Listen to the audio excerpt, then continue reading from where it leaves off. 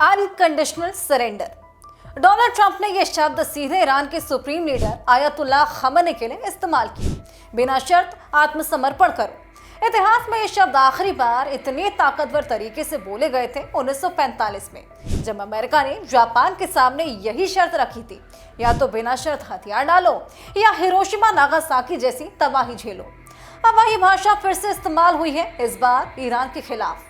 Israel Iran के बीच तनाव बढ़ चुका है, कई शहरों पर मिसाइल ड्रोन हमले हो चुके हैं और अब अमेरिका इस पूरे संघर्ष में खुलकर बोल रहा है, लगातार सपोर्ट कर रहा है इजराइल को। ट्रंप ने साफ साफ कहा, हमें पता है खमेनी कहाँ छिपा है, हम उसे मार भी सकते हैं, लेकिन हम ऐसा नहीं कर रहे अभी। ये एक धमकी नहीं बल्कि एक जियोपॉलिटिकल चेस मूव है, जिसमें अमेरिका अपने कार्ड दिखा चुका है। लेकिन अब सवाल ये कि अनकंडीशनल सरेंडर मतलब क्या?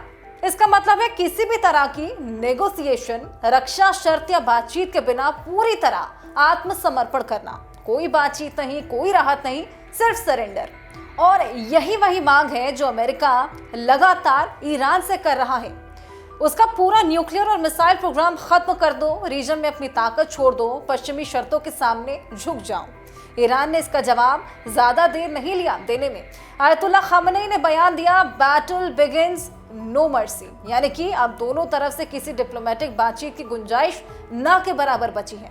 अब ग्राउंड पर क्या हो रहा है, आइए ये भी आपको बताएं। इजराइल ने ईरान के तेहरान, कराज, इस्फहान जैसे शहरों में स्ट्राइक्स किए हैं। रिपोर्ट्स के मुताबिक ईरान की कुछ एयर डिफेंस सिस्टम और कम्युनिकेशन हब्स को टारगेट किया गया। कई जगहों पर सिविलियन पैनिक के कारण मास इवैक्यूएशन हो रहे हैं और यही वो बैकड्रॉप है जिसमें ट्रंप की ये अनकंडीशनल सरेंडर वाली डिमांड आई है। अब एक और बड़ा सवाल कि क्या अमेरिका ऑफिशियली इस युद्ध में अब शामिल हो चुका है? इसका जवाब हालांकि थोड़ा कॉम्प्लेक्स है। अमेरिका ने अब तक सीधे कोई मिसाइल या फिर एयर स्ट्राइक नहीं किया, लेकिन उसने रीजनल बेसिस से सर्विलांस बढ़ा दी है। अब पर्शियन गल्फ में यूएस नेवी की मौजूदगी बढ़ाई जा रही है और सबसे बड़ी बात, स्ट्रैटेजिक बॉम्बर्स और फाइटर जेट रीजन्स में तैनात है, यानी कि मिलिट्री प्रेजेंस एक्टिव है, लेकिन ऑफेंसिव एक्शन अभी रोक के रखा गया है, शायद डिप्लोमेसी को आखिरी मौका देने के लिए।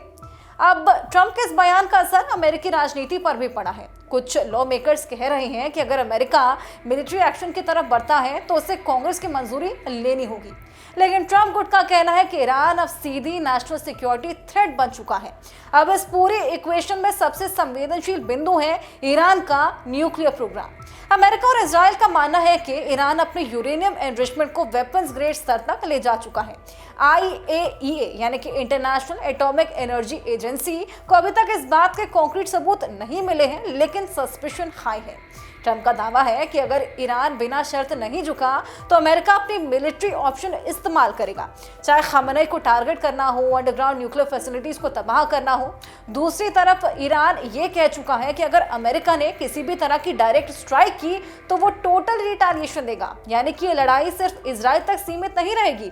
Gulf countries, US bases, oil trade route सब खतरे में होंगे। तो पिक्चर साफ है, ट्रंप अब साफ शब्दों में कह रहे हैं कि नेगोशिएशन की कोई जरूरत नहीं बची। अनकंडीशनल सरेंडर एक अल्टीमेटम है जो या तो अगली बातचीत की दिशा तय करेगा या फुल ब्लोन वॉर की शुरुआत बनेगा।